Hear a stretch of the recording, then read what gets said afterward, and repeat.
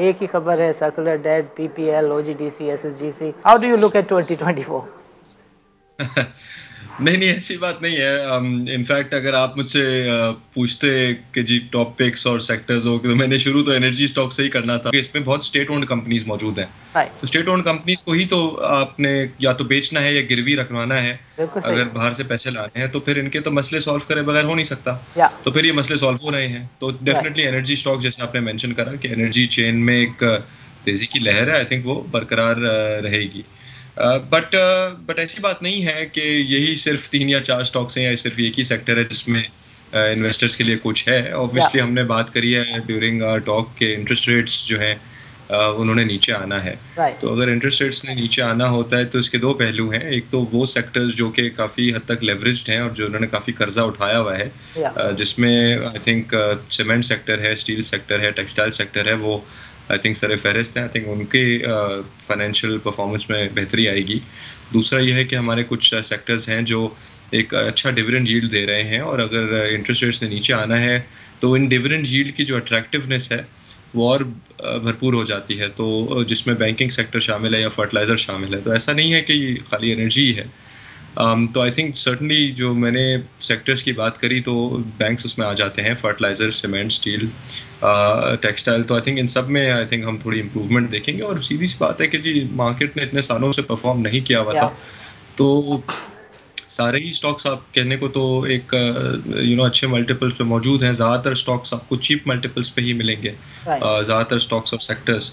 तो एक ये हो सकता है। एक और चीज़ ये ज़रूर हो सकती है कि अगर हमें लगता है कि बायर्स कौन होंगे 2024 में, और हमें लगता है कि जी पिछले कुछ सालों के बरक्स जिसमें इंडिविजुअल्स और हाई नेटवर्थ इंडिविजुअल्स और रिटेल ने एक थोड़ा बेड़ा उठाया हुआ था मार्केट का कि जी वही बायर थे, और इंस्टीट्यूशंस यानी कि म्यूचुअल फंड हो गए, बैंक्स हो गए, या इंश्योरेंस कंपनीज हो गए, या इवन फॉरेन इन्वेस्टर्स हो गए, वो सब ऑन द सेलिंग साइड ही थे। बट आई थिंक खाली केयर टेकर गवर्नमेंट को तो मैं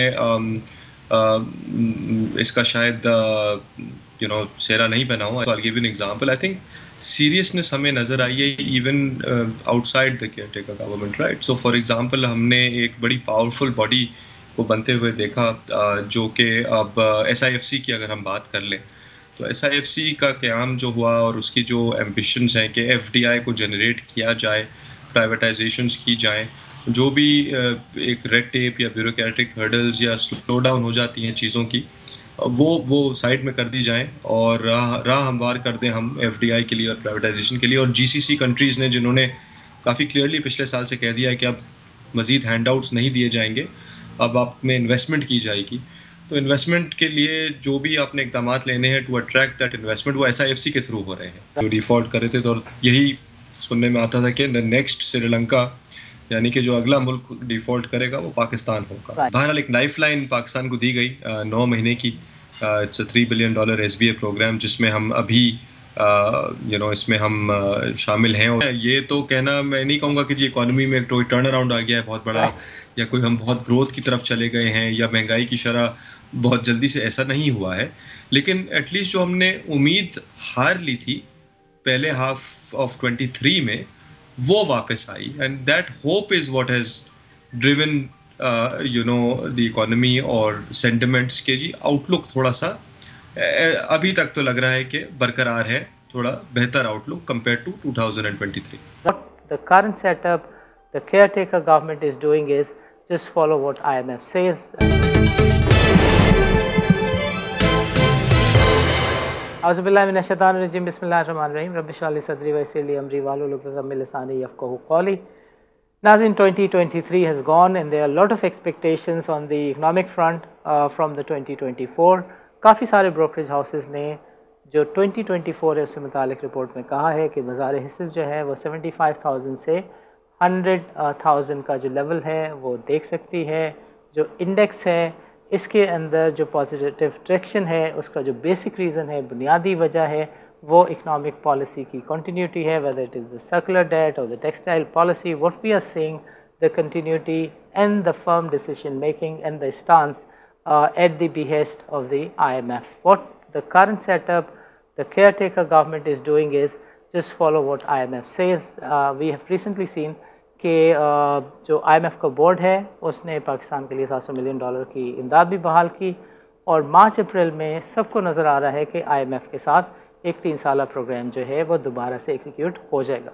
So what we are going to do in today's program, we are going to discuss a report which is in the market from the Intermarket Securities, और Intermarket Securities के जो head of equities, head of research हैं रज़ा जाफरी, उनसे हम समझने की कोशिश करेंगे कि वो 2024 को कैसे देखते हैं और 2023 में जो पॉजिटिव चीज़ें जून के बाद हुई हैं उसको उनके ब्रोकरेज हाउस ने कैसे देखा.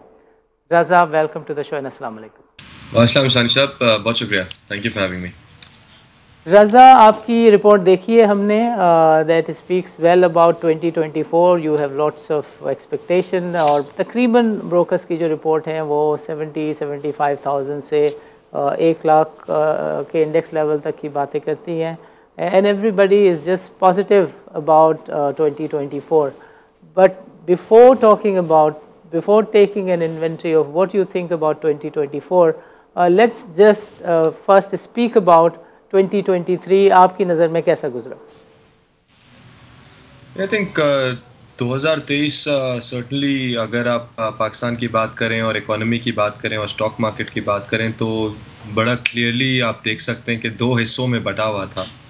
फर्स्ट हाफ ऑफ 2023 में कंसर्न्स थी, I mean very difficult situation, और जो हमारे जहनों पे हावी था सानी साहब उस टाइम पे था खदशा डिफ़ॉल्ट का, और यही हो रहा था कि जी किस तरीके से second half of the year निकलेगा या गुजारा जाएगा. और हमारे उस नज़र में एग्जांपल्स भी थे, श्रीलंका को ले लीजिए, कुछ अफ्रीकन मार्केट्स को ले लीजिए जो डिफ़ॉल्ट कर रहे थे, तो यही सुनने में आता था कि द नेक्स्ट श्रीलंका, यानी कि जो अगला मुल्क डिफ़ॉल्ट करेगा वो पाकिस्तान होगा. तो वो बड़ा हम जहनी कश्मकश में होते थे, और ऑब्वियसली उसका असर मार्केट्स पे और बिजनेसेस पे और हर चीज़ पे होता था. फिर ये हुआ कि मिडिल ऑफ द ईयर, जून के एंड पे और जुलाई 2023 के शुरू में हमने एक IMF डील साइन कर दी, एक शॉर्ट टर्म प्रोग्राम. पिछला प्रोग्राम तो ख़त्म हो गया था कंप्लीट हुए बगैर, तो ये उम्मीद नहीं थी कि एक नया प्रोग्राम मिलेगा. बहरहाल एक लाइफ लाइन पाकिस्तान को दी गई 9 महीने की. इट्स $3 बिलियन SBA प्रोग्राम, जिसमें हम अभी इसमें हम शामिल हैं और उसको हम फॉलो कर रहे हैं और सक्सेसफुली फॉलो अप कर रहे हैं. और तो ये I think second half of the year में फिर सेंटिमेंट थोड़ा इम्प्रूव हुआ, और हमें इक़दामात नज़र आए कि इकॉनमी पे अब जो अथॉरिटीज़ हैं वो सीरियस हो गई हैं, और केयर टेकर गवर्नमेंट भी जब आई तो उसने भी इन इकोनॉमिक पॉलिसीज़ को जारी रखा, प्रूडेंट इकोनॉमिक पॉलिसीज़ को. उसके साथ साथ आहिस्ता आहिस्ता थोड़ी पॉलिटिकल क्लैरिटी भी नुमाया होना शुरू हो गई. तो ये 2 फैक्टर्स आई थिंक इम्पॉर्टेंट थे टू ड्राइव इम्प्रूव्ड सेंटिमेंट. देखें ना, ये तो कहना मैं नहीं कहूँगा कि जी इकोनॉमी में कोई टर्न अराउंड आ गया है बहुत बड़ा, या कोई हम बहुत ग्रोथ की तरफ चले गए हैं, या महंगाई की शरह बहुत जल्दी से, ऐसा नहीं हुआ है. लेकिन एटलीस्ट जो हमने उम्मीद हार ली थी पहले हाफ ऑफ 23 में, वो वापस आई, and that hope is what has driven the economy और सेंटिमेंट्स के जी आउटलुक थोड़ा सा अभी तक तो लग रहा है कि बरकरार है, थोड़ा बेहतर आउटलुक कंपेयर टू 2023. राइट. तो ये 2023 की कहानी थी sir. Right. So what I understood or gain from your point is this कि जून 2023 में ये उम्मीदें पैदा हुई कि अच्छा भाई, ये जो डिफ़ॉल्ट की बातें हैं ये भी दम तोड़ सकती हैं, और जो पॉलिटिकल स्टेबिलिटी है उसकी तरफ भी सफ़र का आगाज़ हो सकता है. And that was the main trigger IMF के प्रोग्राम के बाद, कि हमने देखा कि बाज़ार जो है इन जस्ट 3 मंथ्स अंटिल सितंबर 2023 बाज़ार 27% बढ़ी, और अगले जो हैं वो 3 महीनों में बाज़ार एकदम 27-28% बढ़ गई. सो गोइंग फॉरवर्ड, आप उन लोगों में से हैं क्या कि जो समझते हो कि ये जो इस वक्त की सिचुएशन है, इसके लिए तो बड़ा क्लियर व्यू है बिजनेस कम्युनिटी का कि this is all because of the caretaker setup. Are you one of those who think कि ये पॉलिसीज़ डेमोक्रेसी के बाद भी, इलेक्शंस के बाद भी इसी तरह कंटिन्यू रहेंगी? आई थिंक सवाल अच्छा है, रेलेवेंट है. बात आपकी एक बिल्कुल दुरुस्त है कि केयर टेकर गवर्नमेंट में जो पॉलिसीज़ अपनाई गई हैं, I think they have been very prudent, और IMF प्रोग्राम की पूरी उन्होंने पैरवी की है ना, कोई एडवेंचरिज्म नज़र हमें नहीं आया। आई थिंक हमारी जो केयरटेकर फाइनेंस मिनिस्टर है doctor Shamshad, I think great track record जो उनकी तरफ से आया है, and she is delivered time and time again, तो एक कॉन्फिडेंस उनकी अपॉइंटमेंट से वैसे ही एक आ जाता है। और दूसरा of course on the energy side, I think हमने देखा है कि रिसेंट जो अचीवमेंट्स हुई हैं ऑन द एनर्जी स्पेस और रिफॉर्म्स कंटिन्यू करे हैं, तो under the caretaker energy minister वो करे हैं। तो ऑब्वियसली एक कंसर्न ये आ जाता है लोगों का कि इसकी कंटिन्यूटी क्या होगी। बट आई थिंक खाली केयरटेकर गवर्नमेंट को तो मैं इसका शायद सेरा नहीं बनाऊं। आई थिंक और भी फैक्टर्स थे। So I give an example. I think seriousness हमें नज़र आई है even outside the caretaker government, right. So for example हमने एक बड़ी पावरफुल बॉडी को बनते हुए देखा, जो कि अब SIFC की अगर हम बात कर लें तो SIFC का क़याम जो हुआ और उसकी जो एम्बिशंस हैं कि FDI को जनरेट किया जाए, प्राइवेटाइजेशंस की जाएं, जो भी एक रेड टेप या ब्यूरोक्रेटिक हर्डल्स या स्लो डाउन हो जाती हैं चीज़ों की, वो साइड में कर दी जाएं और राह हमवार कर दें हम FDI के लिए और प्राइवेटाइजेशन के लिए। और GCC कंट्रीज़ ने, जिन्होंने काफ़ी क्लियरली पिछले साल से कह दिया है कि अब मज़ीद हैंडआउट्स नहीं दिए जाएंगे, अब आप में इन्वेस्टमेंट की जाएगी, तो इन्वेस्टमेंट के लिए जो भी आपने इक़दाम लेने हैं टू अट्रैक्ट दैट इन्वेस्टमेंट, वो SIFC के थ्रू हो रहे हैं। तो ये तो एक ऐसी बॉडी है जो एक तरह से गवर्नमेंट या केयरटेकर गवर्नमेंट को आउटलास्ट करेगी, बिकॉज ये तो एक तरह से ये है। बाकी हमने बहुत सीरियसनेस देखी है, वी हैव टेकन बहुत सारे हमने स्टेप्स देखे हैं जो कि जी करेंसी मार्केट में एक स्पेकुलेशन को कंट्रोल किया जाए या स्मगलिंग को काफ़ी हद तक उस पर हमने एक कंट्रोल कर लिया है। उसके रिजल्ट्स भी हमें नज़र आ रहे हैं कि जी आपका ट्रेड बैलेंसेस बेहतर हो रहा है, रेमिटेंसेस बेहतर हो रही हैं। तो ये इक़दाम तो मेरे ख्याल में नहीं रुकते। और I think come back to your question, I think important ये है कि पाकिस्तान याद रहे कि ये काफ़ी सारी चीज़ें IMF की अम्ब्रेला में हो रही हैं। तो तवक्को ये है कि जो अब हमारा ये प्रोग्राम मार्च के एंड पे ख़त्म कर जाएगा, तो हम एक नया IMF प्रोग्राम में एंट्री कर लेंगे।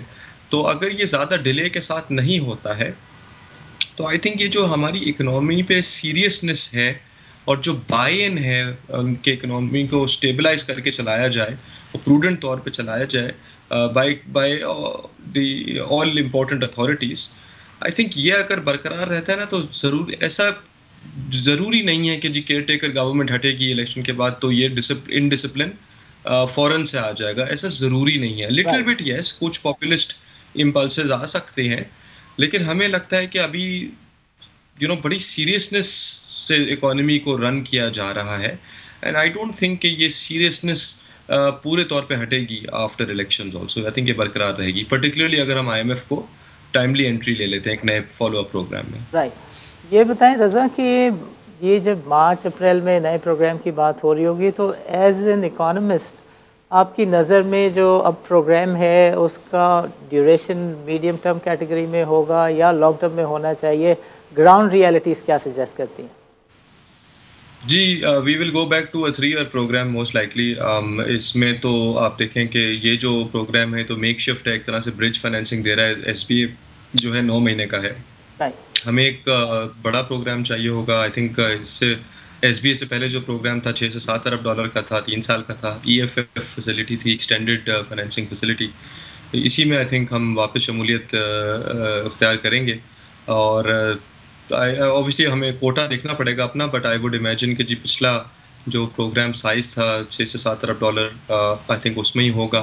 ऑब्वियसली इम्पॉर्टेंट बात यह है कि हम IMF प्रोग्राम में ऑलरेडी हैं और फ़ौरन एक उसके बाद जाएंगे। तो ये जो बातें थी जून 2023 में कि जी हम डिफ़ॉल्ट कर रहे हैं और ये हमें रीस्ट्रक्चरिंग का कहेंगे एक नया प्रोग्राम देने से पहले, आई थिंक वो फिर बातें दबी ही रहेंगी, क्योंकि ऐसा लगता नहीं है कि ये IMF प्रोग्राम आपका अच्छा जा रहा है और महज 1 महीने बाद IMF आपको कहे नहीं आपको तो ऐसा लगता नहीं है। और फिर जो पॉलिसीज़ हमने देखी हैं, आई थिंक उन्हीं का एक तरह से कंटिन्यूटी ही होगी ना। हमने एनर्जी पे रिफॉर्म्स देखे हैं, जैसे कि बिजली और गैस की कीमतें बढ़ा देना या सर्कुलर कुछ इक़दाम लेना कि सर्कुलर डेट एड्रेस हो जाए, ये कंटिन्यू करेंगे। आई थिंक कुछ अखबारों में बातें आ रही हैं कि टैक्सेशन को बढ़ाया जाएगा शायद रिटेलर्स पे और इस तरह की चीज़ें। Real estate, agriculture. तो आई थिंक ये एक नए IMF प्रोग्राम में आपको शायद कुछ पॉइंट्स मिल जाएं कि वो आप इस तरफ चलें, लेकिन कुछ चीज़ें तो कंटिन्यूएशन ही होंगी। It will be a bigger program, और आई थिंक ज़रूरी है कि पाकिस्तान ना ये 6 महीने बेदिली से वो प्रोग्राम ना करे। अच्छे पूरा वी शुड ट्राई कि भाई अब चीज़ें इस पॉइंट पे आ गई हैं, we can't afford to be adventurous ना। मतलब ये एक दाग जो है, या जो खौफ था डिफॉल्ट का पिछले साल, ये एक उससे आप लेसन जो हमने लर्न किया है वो रहे ना फ्रेश इन आवर माइंड्स। तो आई थिंक अभी तक तो फ्रेश है। आई थिंक अभी तक तो काफ़ी विलिंगनेस है कि हम डिसिप्लिन्ड रहें। तो आई थिंक कि जी 2024 का जहाँ तक ताल्लुक है, तो मुझे तो नहीं लगता कि ये डिसिप्लिन कहीं जा रहा है। आई थिंक ऑब्वियसली वो 2 या 3 साल चलता है, we will see. I think ये कहना थोड़ा प्रीमेच्योर हो जाएगा, लेकिन जहाँ तक 2024 की बात है तो लग रहा है कि ये डिसिप्लिन बरकरार रहेगा। Make sense.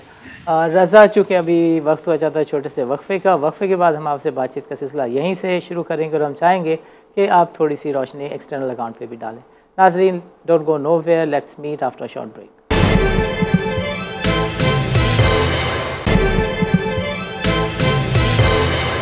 वेलकम बैक नाज़रीन, प्रोग्राम के पिछले सेगमेंट में रज़ा जाफरी ने तफसील के साथ बताया कि 2023 में काफ़ी बड़े चैलेंजेस थे, और सबसे बड़ा जो मसला था, सबसे बड़े जो चीज़ थी जिसकी वजह से चीज़ें हॉन्ट करती थी, that was the fear of default and political instability. June के बाद देखा गया कि फियर ऑफ डिफ़ॉल्ट की बातें चली गई। आर्मी चीफ़ की इन्वॉल्वमेंट के बाद काफ़ी सारे फ्रंट के ऊपर स्टेबिलिटी आई, इकनॉमिक स्टेबिलिटी का नाम उसे दिया जा सकता है। Politically there were news rather rumours कि इलेक्शन शायद कैंसिल हो जाएंगे, मगर अब लगता है कि इलेक्शंस वक्त पे होंगे भी, और उसके पॉजिटिव फ्रूट्स भी आवाम तक पहुँचेंगे। सो रज़ा, ओवर टू यू। मैं चाहूँगा कि इस IMF की तरफ से आने वाली अप्रूवल के बाद आपको रीसेंट पास के जो चैलेंजेस थे वो किस हद तक कम होते हुए नज़र आ रहे हैं, और जो हमारा एक्सटर्नल अकाउंट है उस पर ज़रा रोशनी डालें कि आपके ख्याल में चीज़ें जून 2024 तक ठीक से मैनेज रहेंगी या नहीं रहेंगी। आई थिंक ऑब्वियसली जिस तरह की लेटेस्ट एक्सटर्नल अकाउंट के नंबर्स आ रहे हैं काफ़ी इनकरेजिंग हैं। तो जो हमारे FX रिजर्व्स हैं, जो तकरीबन 4-4.5 अरब डॉलर तक चले गए थे सेंट्रल बैंक के पास लास्ट ईयर, तो वो तकरीबन डबल होके 8.2 बिलियन डॉलर्स तो हो गए हैं। और IMF ने जो अभी हाल में अपनी पहली जो ट्रांच है फर्स्ट रिव्यू के बाद $700 मिलियन की, उसकी भी तवक्को है कि बस जल्द ही वो डिसबर्स हो जाएंगे, I think in the next day और सो। तो उसके बाद तो रिजर्व्स हमारे फिर $9 बिलियन पे चले जाएंगे। तो हमारी ऑब्वियसली फिर अगर आप देखें तो करंट अकाउंट भी काफ़ी हद तक कंट्रोल में। इनफैक्ट ये तो मैं प्रॉब्ली एक बड़ा कंजर्वेटिव वो कह गया, क्योंकि ये तो सरप्लस में है। पिछला महीना $8 मिलियन का तो करंट अकाउंट्स डेफिसिट नहीं था, सरप्लस था। और अभी भी जो ट्रेड डेफिसिट के नंबर्स आए हैं और रेमिटेंसेस के नंबर्स आए हैं, लग ही रहा है कि दिसंबर का भी जो नंबर पब्लिश होगा, दिसंबर 23 का, तो उसमें भी एक और करंट अकाउंट सरप्लस आएगा। तो रिजर्व्स की बिल्डअप जारी है, और ऑब्वियसली करंट अकाउंट आपको मज़ीद स्पेस दे रहा है। तो लग तो नहीं रहा कि एक्सटर्नल अकाउंट की सिचुएशन ऐसी है कि हमारे पास कोई रिस्क्स नुमाया हों on the currency for example. तो करेंसी काफ़ी स्टेबल रही है in the last few weeks and months. तो आई थिंक यही एक इसकी एक्सटेंशन हम एक्सपेक्ट कर सकते हैं in the next few weeks and months. लेकिन ऑब्वियसली एक फंडिंग गैप आई बिलीव अभी भी है, जो लास्ट मॉनेटरी पॉलिसी में कहा गया था कि तकरीबन 6 से 7 का है, उसके बाद IMF के कुछ पैसे आ जाएंगे और वर्ल्ड बैंक ADB से, तो वो आ गए हैं। अभी भी आई फील के थोड़ा कंफर्टेबल रहने के लिए शायद पाकिस्तान को may be Chinese commercial bank से छोटी मोटी बोरिंग करनी पड़े। अखबारों में ये भी था कि मज़ीद सऊदी अरेबिया को अप्रोच किया जा रहा है for enhancement of the Saudi oil facility. और ऑब्वियसली कोशिशें जारी हैं कि FDI को जनरेट किया जाए, क्या तो कोई प्राइवेटाइजेशन की एक डील कर दी जाए, या ऑब्वियसली कोई अपना एसेट एक तरह से सेल कर दिया जाए। तो आई थिंक ये 2-3 चीज़ें आई थिंक इम्पॉर्टेंट रहेंगी अगले कुछ हफ्तों में। अगर इनमें कोई सक्सेस हो जाती है तो आई थिंक और कंफर्ट बिल्डअप हो जाएगा। लेकिन लाइक आई सेड, एक ज़मीन आसमान का फ़र्क आप कह सकते हैं। हालांकि कहने को तो हमारे रिजर्व 4.5 से 9 अरब ही गए हैं, तो इतनी कोई ऐसा तो नहीं है कि जी 15 या 20 अरब डॉलर हो गए, ऐसी बात नहीं है, लेकिन एक ब्रीदिंग स्पेस मिल गया है। और आपको जो IMF प्रोग्राम का मकसद था इस IMF प्रोग्राम का कि भाई आप 9 महीने निकाल लें और एक जगह पे पहुंच जाएं ताकि आप एक नया प्रोग्राम में आ जाएं, तो आई थिंक वो जो सोचा गया था वो पूरा होने जा रहा है। तो हम एक नया, क्योंकि देखें अगर सारी चीज़ें बिल्कुल ठीक होती तो IMF की तो ज़रूरत नहीं पड़ती फिर, तो ऐसा तो नहीं है। Of course we need that IMF program, और इकोनॉमिक डिसिप्लिन एक बरकरार रहना बहुत ज़रूरी है। लेकिन हम उस पॉइंट पे आ गए कि IMF अब आपको एक पॉलिसीज ही देखेगा आपकी, और फिर एक आपको प्लान आप उनके साथ एक डिवाइस करेंगे। ऐसा होना नहीं चाहिए कि अब आप डेट रिस्ट्रक्चरिंग की बातें लेके वापस बैठ जाएंगे। तो वहाँ से तो हम मेक सेंस। ये इंटरेस्ट रेट के ऊपर मैं चाहूँगा कि हम थोड़ा सा डिस्कशन करें कि everybody is of the opinion के सितंबर में पीक आउट हो चुके हैं। Going forward in next 2 years one can expect कि ये सिंगल डिजिट की तरफ एक सफ़र का आगाज़ हो सकेगा। ये जो हर 15वें दिन हम देखते हैं एक kind of pressure like situation होती है, इसको रिसेंटली आपने कितना मैनेज होते हुए देखा है? और ये जो सुकूक की नीलामी की बातें हो रही हैं और लॉन्ग टर्म डेट रेस करने के लिए, when do you think Pakistan will have a good opportunity? जी, आई थिंक अभी तो पाकिस्तान में इंटरेस्ट रेट्स रिकॉर्ड हाई पर हैं। एटलीस्ट जो पॉलिसी रेट है वो तो ऑल टाइम हाई पे है, 22%। और 90s में वी हैव सीन के 20 के करीब किया था, बट 22% एटलीस्ट मैंने नहीं देखा है। पिछली 4 मॉनेटरी पॉलिसीज़ में साइंस साहब मॉनेटरी पॉलिसी बरकरार रही है 22% पे, बट 2024 अब जैसे शुरू हुआ है तो अब थोड़ी सी उम्मीदें आ रही हैं कि इंटरेस्ट रेट्स पीक तो कर गए। आई थिंक ये तो काफ़ी हद तक कंसेंसस पहले से बन गया था कि इंटरेस्ट रेट्स पीक कर गए हैं। सवाल ये था कि इंटरेस्ट रेट्स कब से गिरना शुरू होंगे और कितनी मिकदार से कम होंगे, राइट? तो आई थिंक इसमें थोड़ी सी IMF ने खुद ही एक थोड़ी इनकरेजिंग स्टेटमेंट दे दी है, जहां उन्होंने $700 मिलियन की ट्रांच अप्रूव करी है।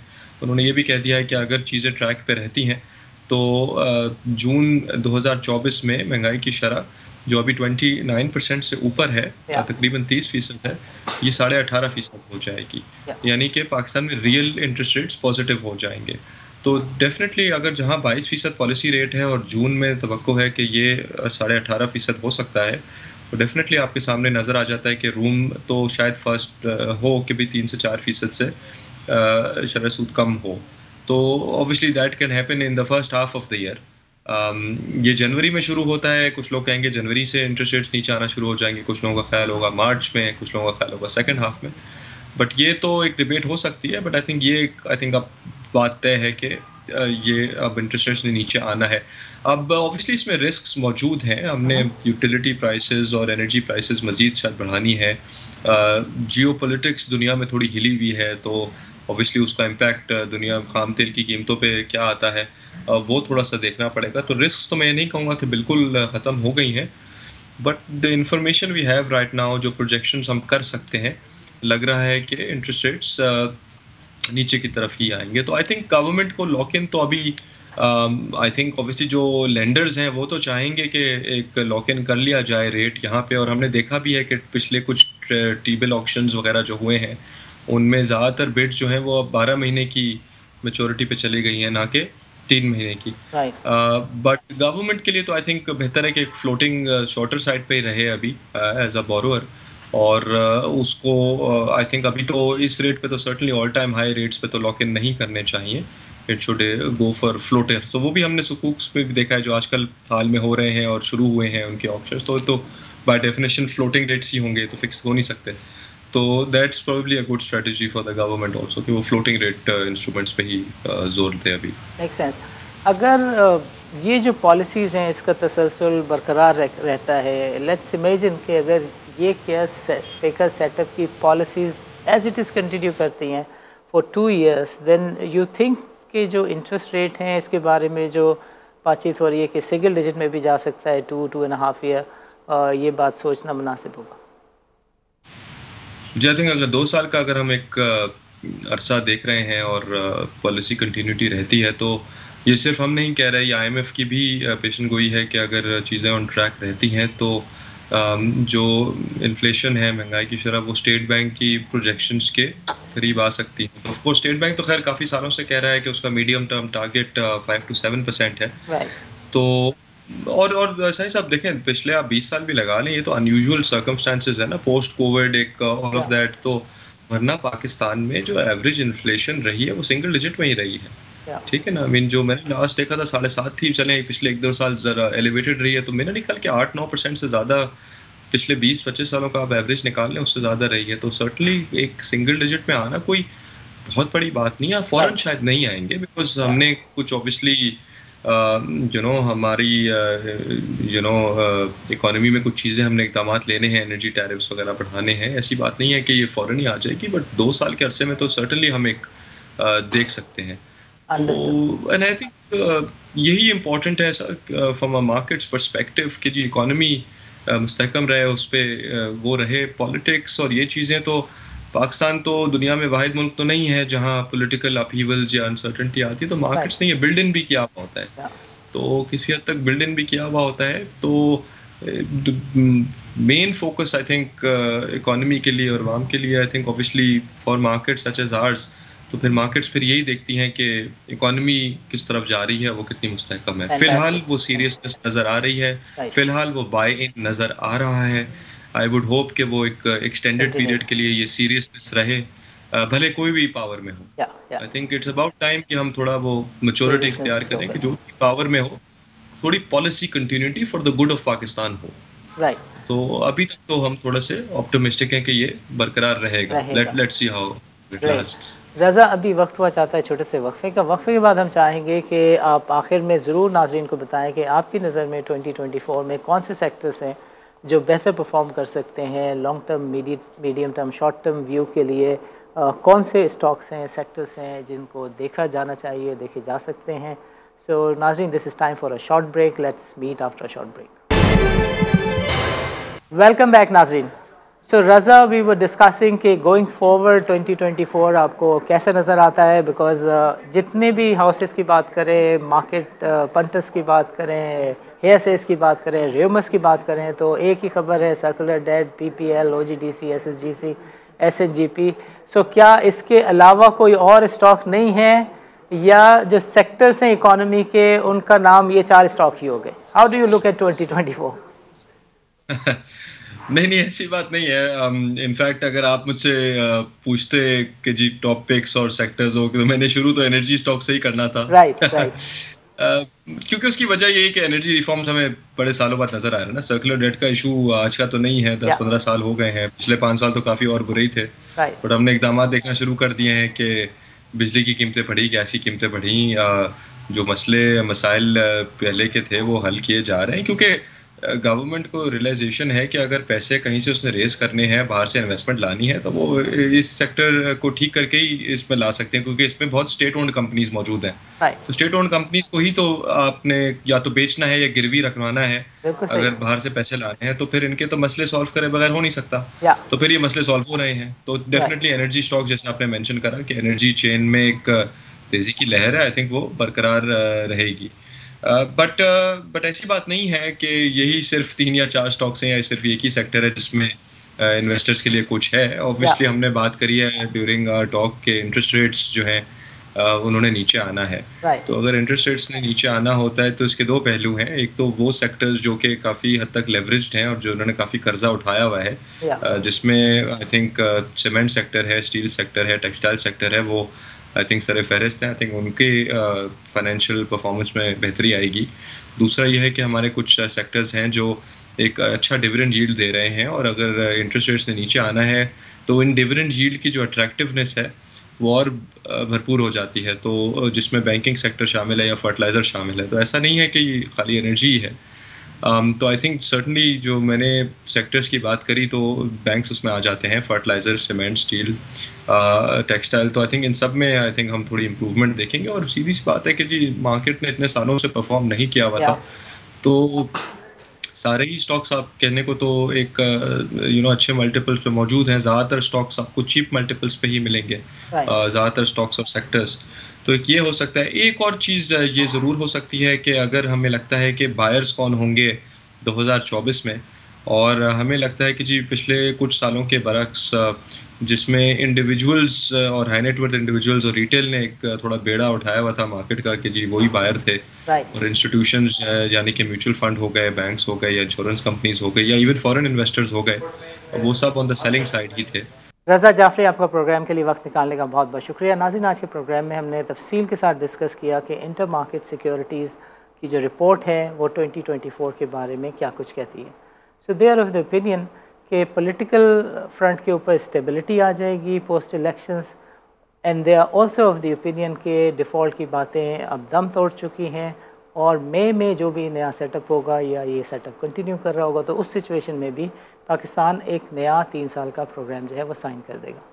सेक्टर की परफॉर्मेंस के मुतालिक they have a clear view कि एनर्जी सेक्टर अच्छा परफॉर्म कर सकता है, जो बैंकिंग सेक्टर है वो अच्छा परफॉर्म कर सकता है, और जो ट्रिगर्स हैं वो बैंकिंग सेक्टर के लिए इंटरेस्ट रेट के हैं, और जो एनर्जी सेक्टर के लिए हैं वो सर्कुलर डेट की रेजोल्यूशन के हैं। अगले प्रोग्राम में we will try and talk to another broker and see कि वो 2024 को गोइंग फॉरवर्ड कैसे देखते हैं। नाज़रीन, इजाज़त दीजिए, अल्लाह हाफ़िज़।